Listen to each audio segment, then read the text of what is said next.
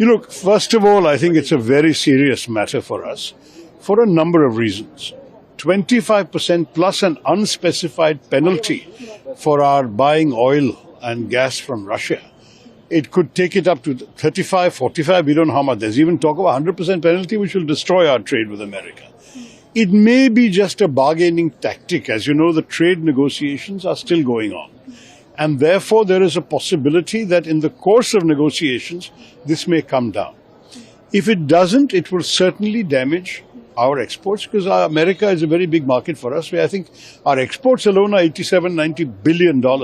So if that is a dramatic drop, that will hurt us. Some estimates are already coming that we might end up losing 0.5% of GDP if we don't have the American market. On the other hand, if their demands are completely unreasonable, our negotiators have every right to resist. For example, we have about 700 million Indians who are dependent on agriculture.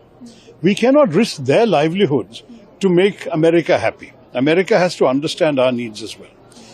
Actually, our tariffs on America are not that unreasonable. It's about 17% average. And American goods are not priced that competitively that they can sell so much in the Indian market. If Mr. Trump thinks, oh, bade market hai, we can sell a lot of items, then they have to look at their own prices. Are they competitive? Most of the things they want to sell us as manufactured goods are cheaper from other suppliers. Everyone will buy what they can afford to buy. So this also the Americans have to realize. I do believe the American stand has not been totally reasonable. And I believe our stand, we can possibly show some flexibility, but there is a limit to how much flexibility we can show.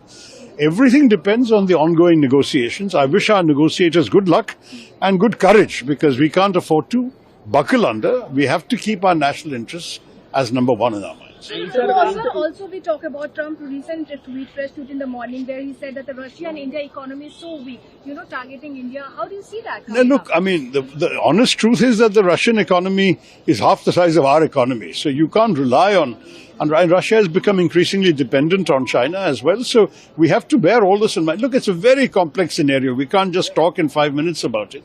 But what we have to understand is, yes, we have a strategic partnership with the United States, which is of some value to our country.